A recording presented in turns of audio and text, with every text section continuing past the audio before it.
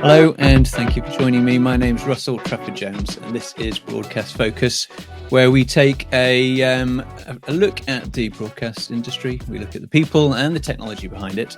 And today, I'm very, very pleased to introduce Polly Hickling. How are you doing, Polly? I'm good, thank you. Thanks for joining me. Now, you're with Evident at the moment, but you've done a lot of work with Rise, and which is our topic today. For people who don't know, how would you describe Rise? So Rise has been around for a number of years now. I first got involved in Rise probably about 2018. So my involvement was from when I worked at Solent. So we had graduates who would leave and then they would join the mentoring program. Absolutely amazing mentoring program. And I can safely say definitely kept some of my graduates in the industry. That's good. So what's the role of that mentoring and of Rise in general? So mentors come from across the industry, men and women mentors, and they support generally kind of more junior people entering the industry, finding their way, finding their feet in maybe their first role, or maybe looking to move into different roles. And we've had lots of Solent graduates go through that mentoring scheme and had great successes after doing that as well.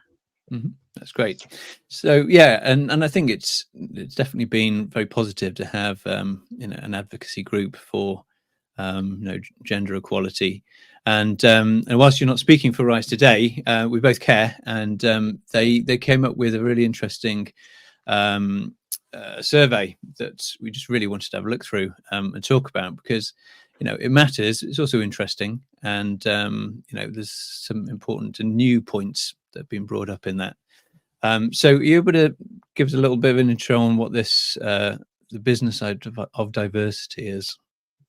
Well, firstly, I just wanted to say I think it's really, really important that we have reports like this. So, well done to Rise and to Coretta for putting this together, because without having this kind of data, which clearly states the state that we're in, both in diversity, but in terms of getting people into the industry and all these kind of things that we're all talking about, without having that data, we don't really know if what we think is happening is actually happening. So I was really, really pleased to see this report come out and actually give us some proper data and information from the focus groups. But it's all around kind of where we're at with DEI in the media technology space, and discusses where we're at with comparison to where we think we're at and where we think we should be at. So it really nicely frames that with a lot of contribution from industry to there. So really, really pleased to see this report come out. So we're going to have a look through. Not everyone's going to read a report, and that's totally okay. But so I think this is just another way of accessing that information, and we all need to be.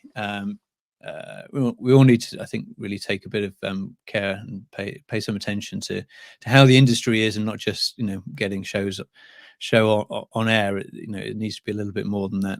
So it's put together between Rise and Coretta Research, and so I think one of the important things is really just to cover what DEI is.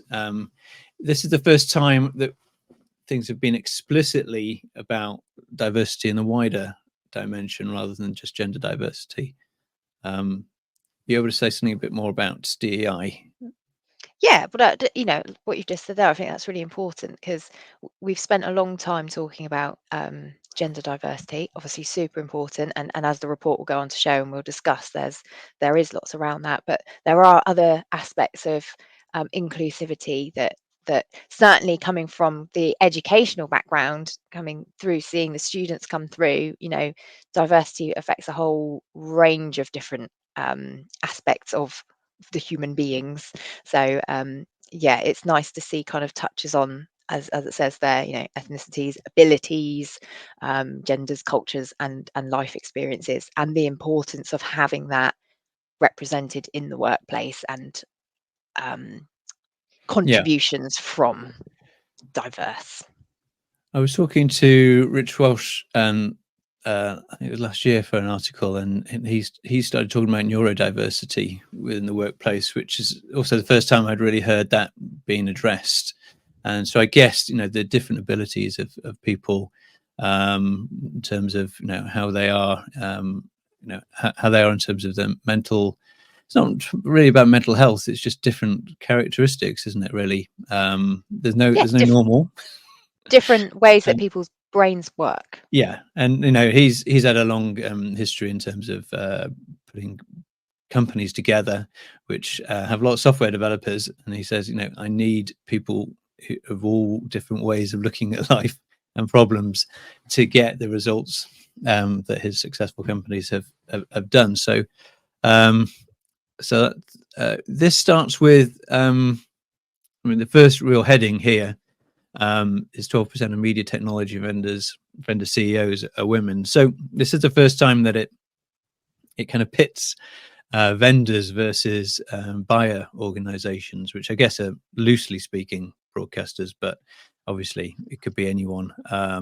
Who I think buyers can be as much as rights holders and streaming only companies.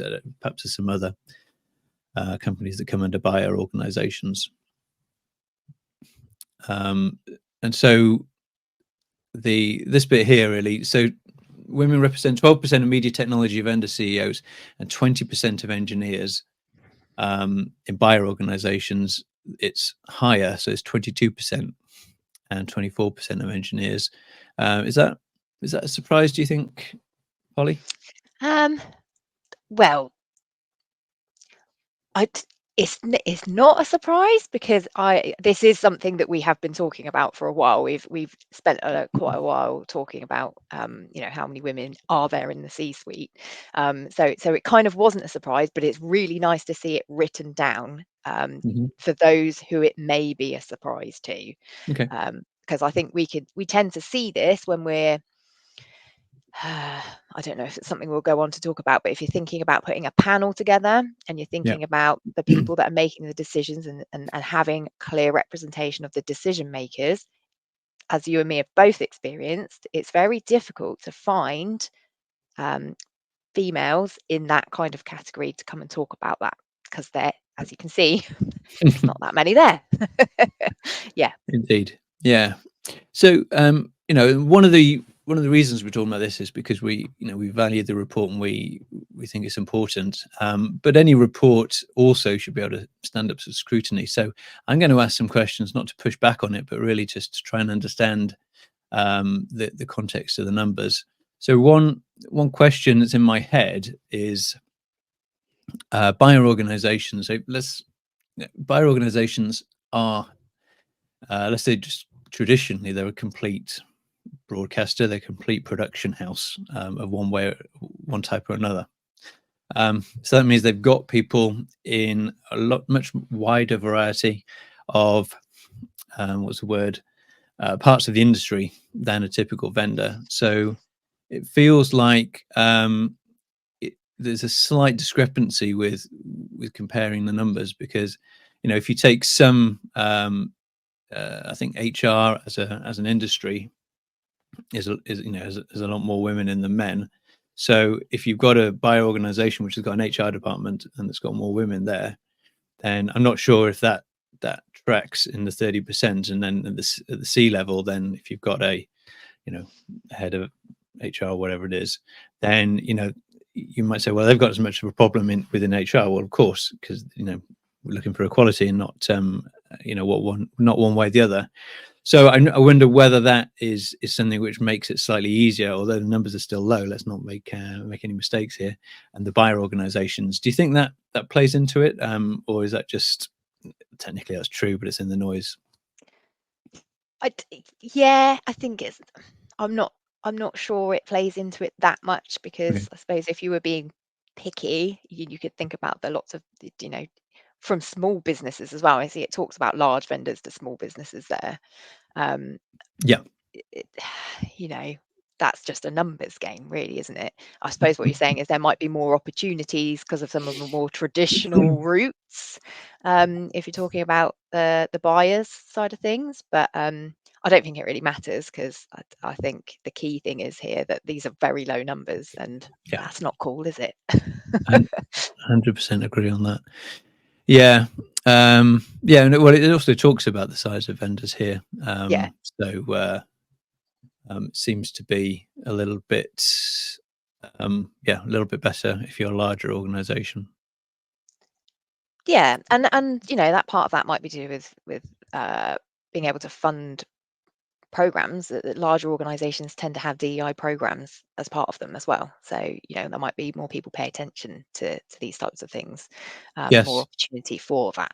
So there's, probably a whole number of reasons that that's a bit more accessible in a larger company. Yeah. So this shows the disparity, really, doesn't it?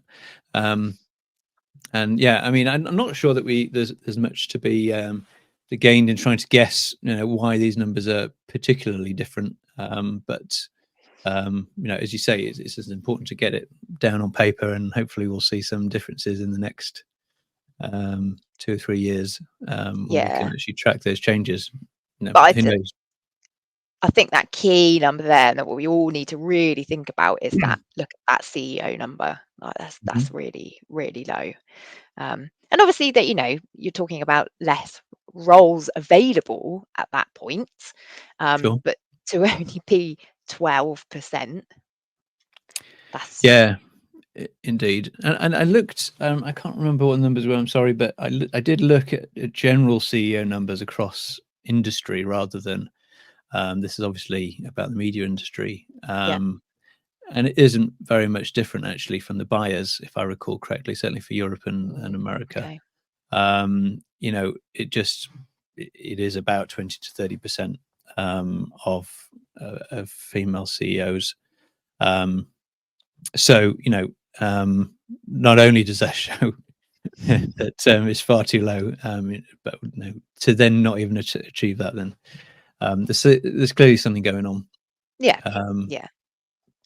and then I guess this is kind of what I was talking about with the split. But yeah, and Yeah. so your point is that vendors and buyers both have marketing organizations.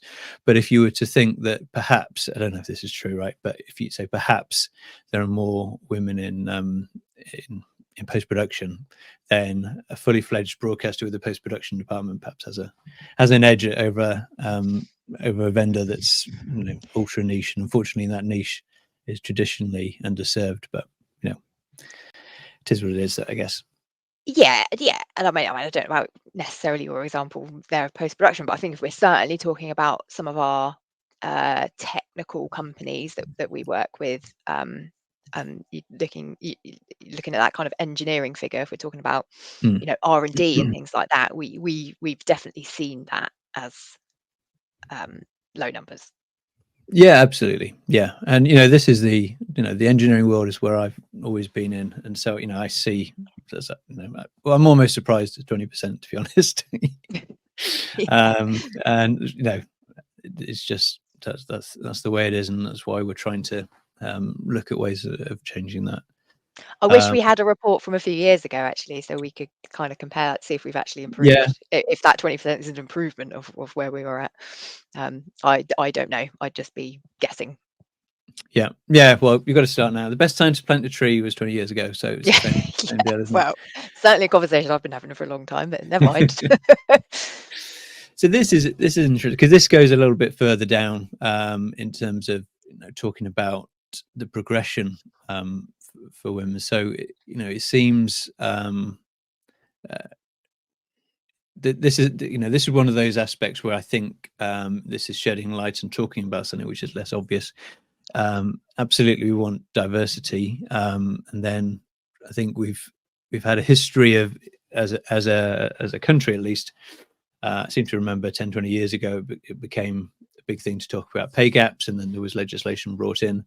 So, people know that there are also differences between men being promoted and women and the pay. But I guess this is the first time I've heard of it talked about within the broadcast sphere, and actually tracking how it seems that people are able to advance within their careers.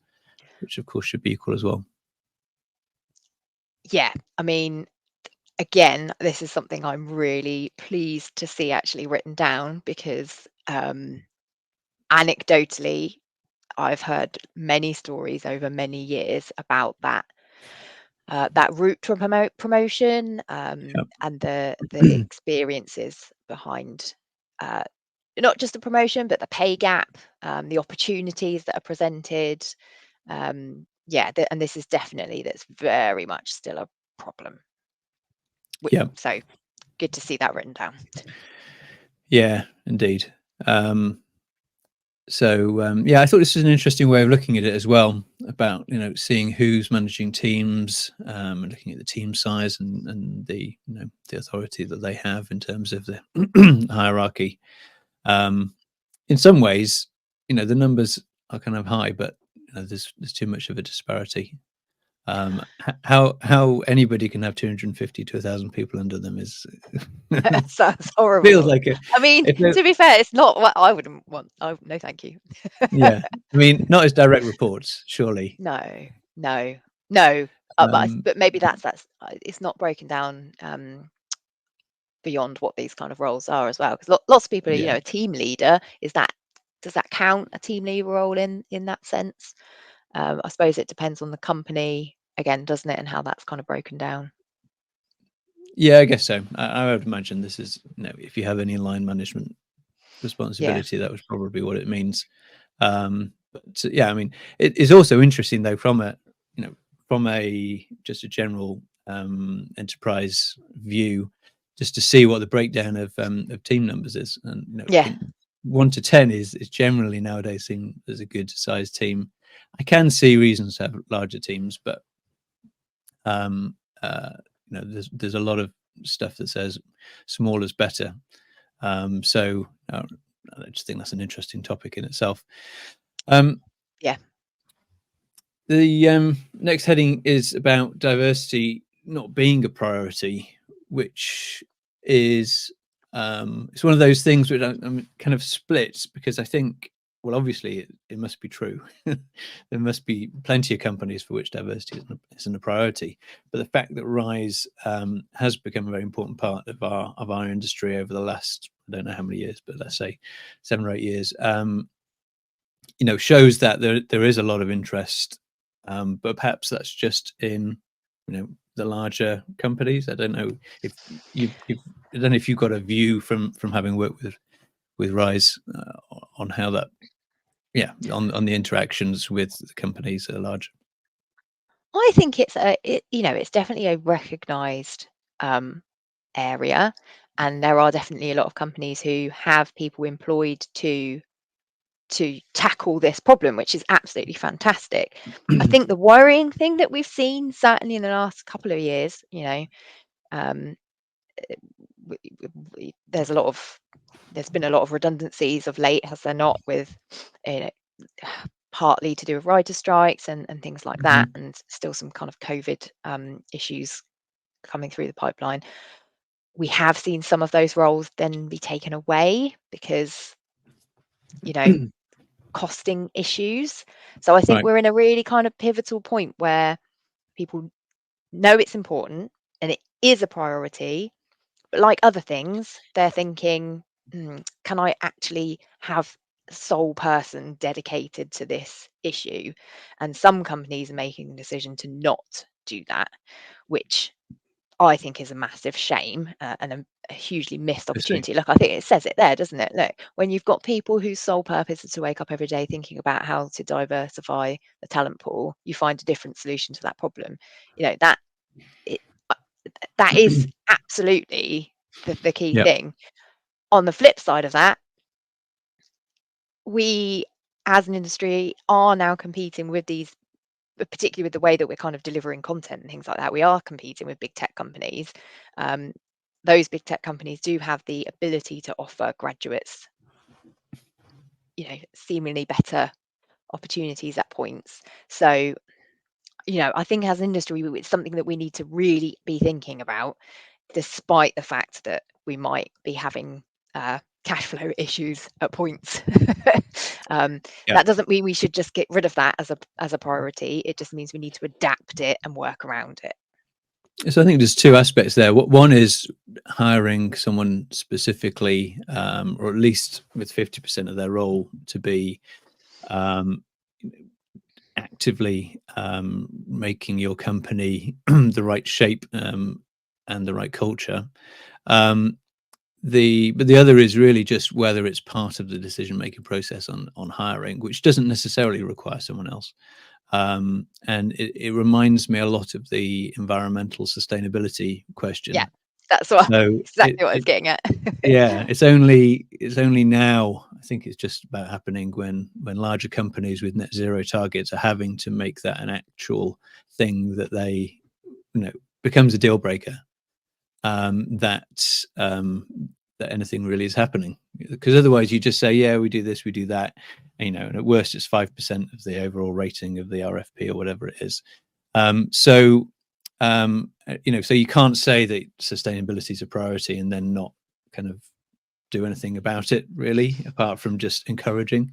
So I think that's the question here. And obviously it's a harder question to answer, because things like quotas and affirmative action and stuff like that is controversial, because there's no good answer one way or another. But if you're not going to even think about it, and just Yeah. hope that it goes right, then it's not going to go right.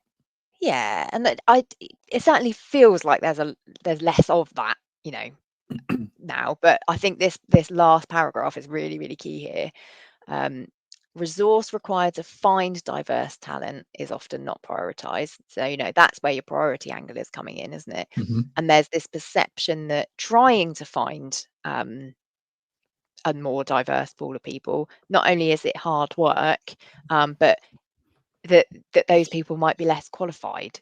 So it's still seen as a box ticking kind of exercise, which is what I think is a problem, because it doesn't have to be like that. Mm-hmm. But Yeah. yeah, interesting comment there, I think.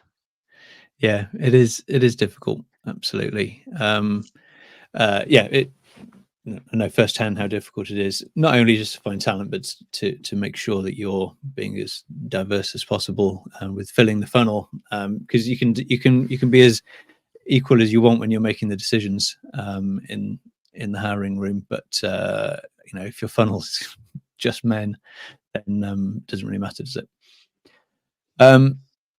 So next, this topic really is about touches on both men versus women, so to speak, but also other aspects of diversity. So specifically LGBT plus, as is mentioned here, and I think it seems about right to me, from my personal viewpoint, that I don't find that there's. I've never worked in places where there's got a lot of discrimination, but I know it happens, and therefore, not surprised to see that we're not dead on neutral in terms of women or strongly disagree. But it's worrying that the LGBT plus is so much higher, I guess, is the concern. And again, perhaps thinking back, yeah, I'm not so surprised, because I don't think, in general, as a culture, we're really onboarded as across the board, these ideas. Whereas we've been talking about the gender gap for a long time. Do you think that's partly it? Just the familiarity with the topic. Yep, absolutely. I think we're behind, and we need to do better, definitely.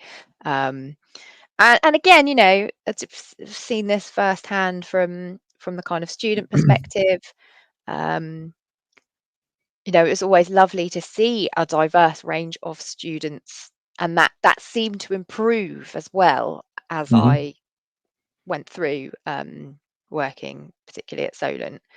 Um, but then when it comes to actually entering the industry, again, that's not necessarily an easy process. and it's not talked about as much as the kind of straightforward gender. Widely we've talked about gender pay gap and things for a very long time, but I don't think we talk about how welcoming our industry is, and I do think that the work is being done in this. Certainly at SIMPTE we are absolutely trying to make a big difference at SIMPTE UK to be really welcoming to anybody who wants to come to our meetings, and it should feel like a safe place to come and explore and learn and gain knowledge. But yeah, bearing in mind the anecdotal comments I've still heard from women about how comfortable they feel in the workplace, and I think we'll probably go on to talk about it in a minute, but things like trade shows. Yeah. This is not a surprise to me, Yeah. sadly, but that means more work needed. Yeah, I was thinking about this actually. This comment here, most of the time someone will say something which in the moment is a throwaway comment, but afterwards you think to yourself that was really inappropriate. That reminds me, I was just thinking about the way that people explain, it's not always technology, but sometimes is. And they say, well, something like it's hardly, I want something that my gran will be able to use. And, I think that's defensible from the point of view of people who are 80 to 90 years old do struggle with late technology. But I think there's something about it where it's always the gran, and then sometimes it's the mum.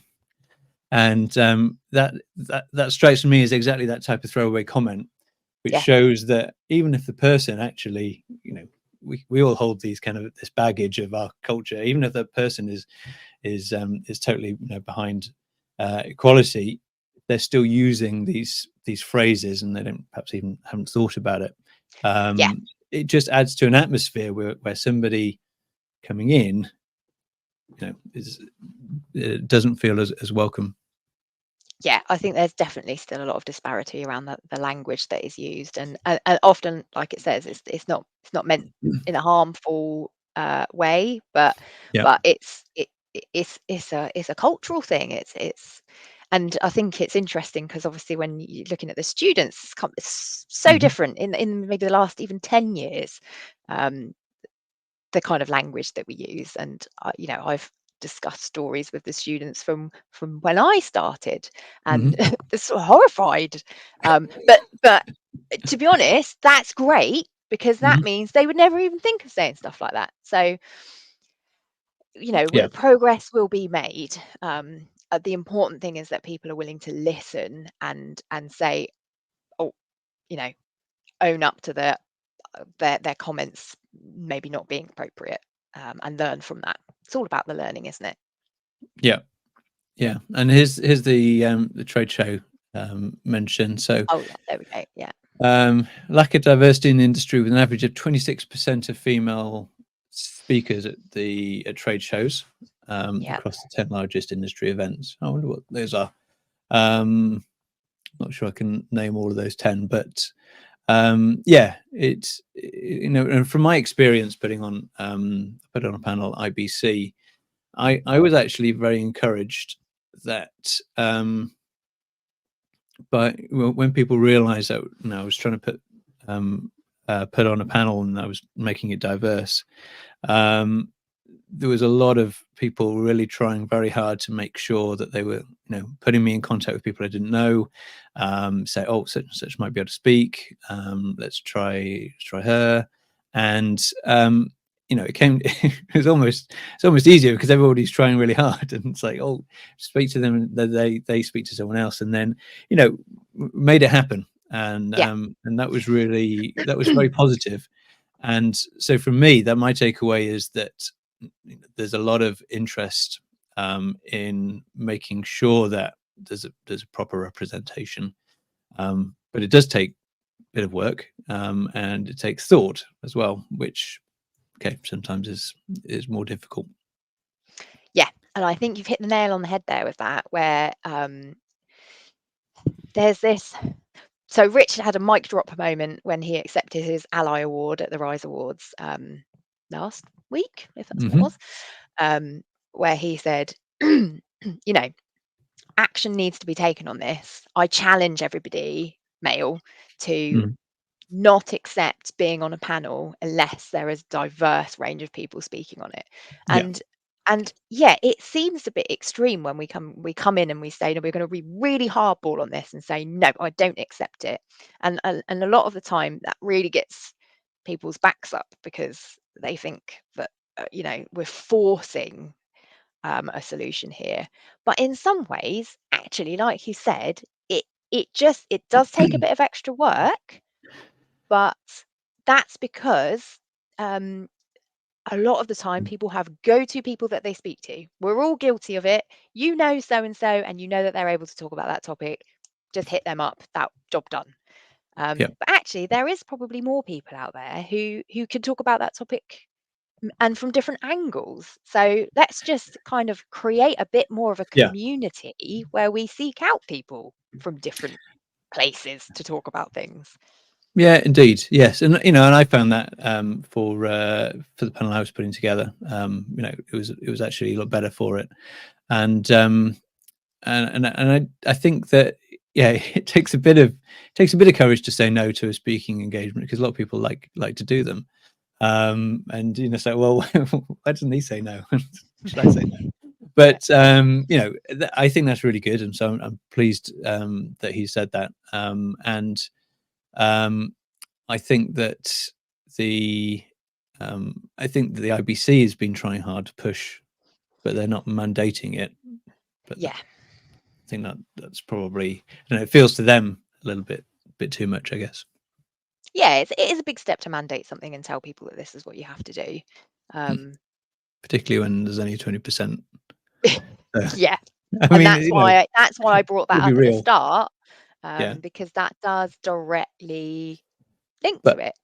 And you've also got that aspect when you're talking about kind of speakers that not everybody is comfortable speaking.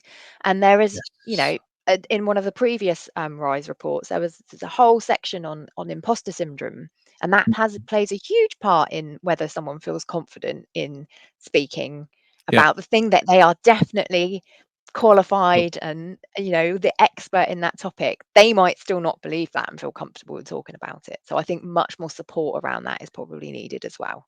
yeah, and that's if they even get to go to the trade show, of course. So you've got to get through the Yeah, selection process don't of whether you've there was even there was definitely anecdotes I heard about people not more than I've heard before as well, about people not yeah. being able to go to IBC this year. And again, that was budget cuts, It is, yeah. but But who gets cut it first? did seem to be a lot of women that were unable to come along, which is a shame. Yeah, and that plays into the other issue that we talked about. If you're going to promote men ahead of women, then you say, well, we've got to send the senior people, which logically does have some merit. Then you're automatically again self-selecting or selecting against taking women. So yeah, it's a bit of a nightmare really, of so many layers, playing and interpolating together. So yeah, I mean, but the issue is, the more unwelcoming the trade shows are, then the less likely you are to want to go. Well, it's um, almost self-fulfilling though, isn't it? If we're not seeing yeah, the women being able to attend, and there is definitely something in that. Rise did a great thing the other day where the mentees were allowed to attend DPP leaders briefing. mm, yeah, Fantastic opportunity for them to be able to go and hear from the mouths of the people, the leaders making the decisions, yeah, what's going to be, in reality, filtered down to them as junior staff. hmm, So we need to see diverse points in career represented at these trade shows as well. That's another aspect of it. yeah, yeah. And this was surprising to me. I would say these stats, and I guess it's not a surprise that Rise launched their program. This name I can't remember. Hopefully you can. Drive To to Rise. yeah, whether Yeah. you get picked up Oh, the in taxi. the taxi one, and then Yeah. the Yeah. general kits. I mean, So just explain what that is, just to be clear. So the taxi thing at Rise was that they I can't remember who sponsored it, so apologies, but it was sponsored by industry, and it provided taxis to transport women from events back to wherever they needed to go. So events had transport for people. Mhm, Absolutely fantastic. Because I have to say, as a woman, that is the time that you do not feel safe, and it's mhm, frustrating because I just still don't think men, no offense, Russell, uh, can understand this dread when you know you're going to leave any event, mm. and you Yeah. know you're going to have to walk through wherever it is on your own, potentially in the dark. And if you're not going to walk on your own, you've got kind of, generally got to gather a group of drunk people to be like, right, got to leave now. It's an added stress that is just Okay. Yeah. really annoying. So I was so happy to see that initiative at IBC this year. Really, really amazing. That's really good. But and I feel like I feel most frustrated about these numbers. Like 1 in 6 have been harassed, 1 in 7 don't feel safe, and even if we eliminate the kind of the evening stuff and only at the trade show, if it's still 1 in 7, I mean, it just sounds it, it sounds way too many. And so, but these all seem almost as if they should be more achievable and so quicker to change, because we know that when we're talking about the demographics in the industry, we know that that's like inextricably linked to education, and that starts at the age of whatever we want to count it at, 4 or 5. But this is just people being adults, and perhaps failing to do so. It feels as if we should be able to change these numbers quicker than we can change the overall percentages of equality and diversity. But perhaps Yeah. I'm being naive there. No, ever the optimist, Russell. I like that. But these I are don't know these how are to the do it right, no, but no, no, but there it's are things. There's being harassed, unacceptable. Like, we should not be having 1 in 6 people still being harassed. yeah. I Is there I something that am you can? It's something that companies are against harassment in yeah, general, right? At the moment. So the worst thing is, I'm sure that most companies would take some sort of action, but obviously there will be the other examples where then they're not even, so the company then becomes complicit, which is awful. It's the problem of even being able to explain what's happened and whether you think the harassment was enough. You could feel harassed, exactly but that. it's going to be on that threshold, isn't it? Yeah, and I do think there's a bit strong case for education around what is harassment, which I don't think we should be having to do because I feel like it is common sense. But certainly the cases, and unfortunately I have heard of several, and in recent times, of women who have been harassed in the workplace. These are, it seems to always be around people going, oh, well, I didn't really think that that was a problem. I Yeah. thought it was okay to be like that. So clearly there's an issue there around Yeah. what people think is okay. So I think that should be eh, that should just be dealt with.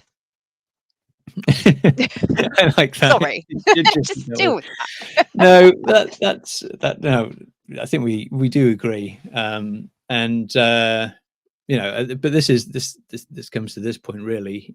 People care but don't know what to do.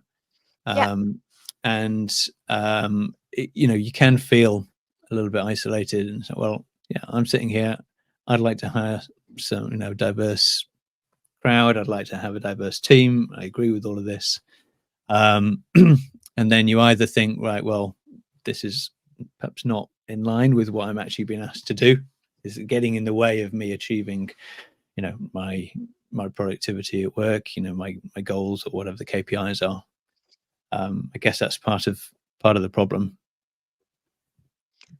well, yeah, And well, that goes back to that point that I made originally about mm, if you aren't a company that's able to have someone in place to help with this, and it is all on you and you're not quite sure how to implement it, then yeah, I can see how it does become an issue so implementing these things.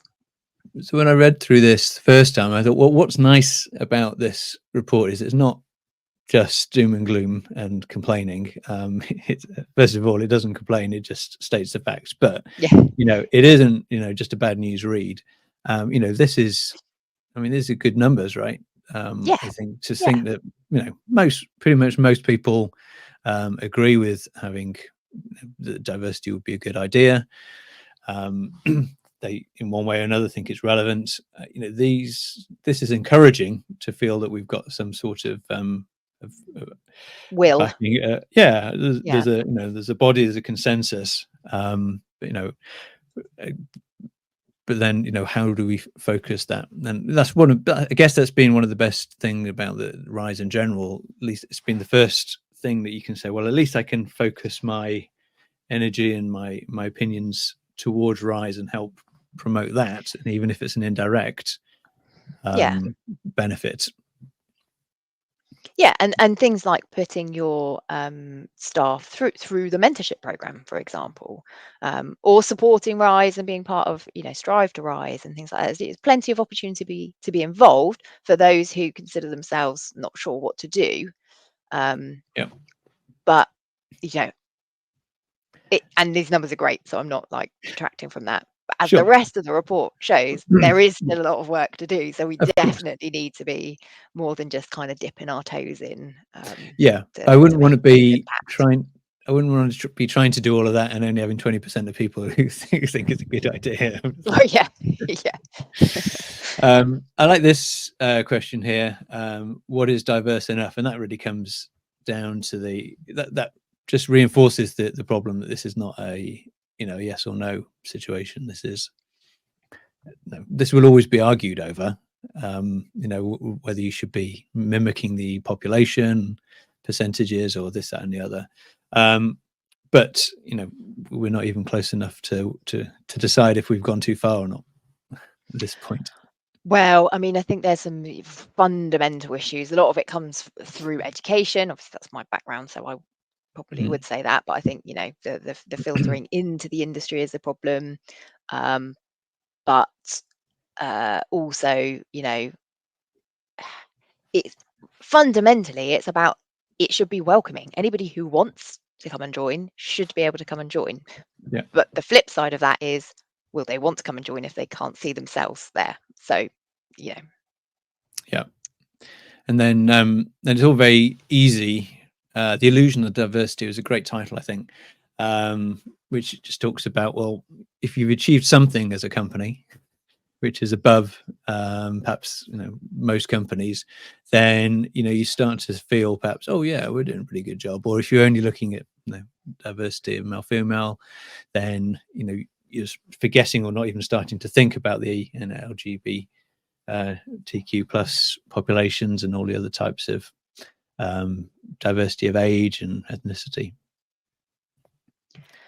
Kind of an accident. I think it's most of this. I think is unintentional, but it's kind of this accidental idea. If you accidentally greenwash your company, it's like, oh yeah, we recycle all our paper. yeah, There's a bit more to do. Yeah. Well, as I said, the report shows that there is still a long way to go here, and it's nice that the will is there. I mean, 85% is a lot different to. So 85% of people thinking their company's diverse, and yet Compared to the overall it's like 20% Yeah. of actual. So even, there must have to, perhaps there's a couple of outliers that are extremely are actually diverse. I don't know, but it seems unlikely, isn't it? Yeah. Yeah. And then this is the other aspect of the positivity. Although we haven't got to being diverse, it shows that actually more diverse companies do better in terms of revenue per employee. And I assume this is true. It's one of these things that sounds true and sounds obvious, but sometimes you find out that the correlation is there, but the causation isn't. But if you have a more diverse company, then people are happier to be around. And generally, if you've got someone who's been there for 3 to 10 years, they're going to be more useful than someone who's only been there for 1 or 2 years. So if you're churning, then that's not going to be a good thing. Yeah, I think there's quite a few aspects that are going to kind of lead into this reporting higher revenue, aren't they? Like you say, it's going to be people hanging around, people being happy. But there's also going to be that different angles, different points of views, different ways of thinking that are going to lead directly into different delivery, which Yeah, often is going to give you that higher revenue as well. So yeah, I think there's many aspects which again just shows, the reason why it's important. So to do it. absolutely.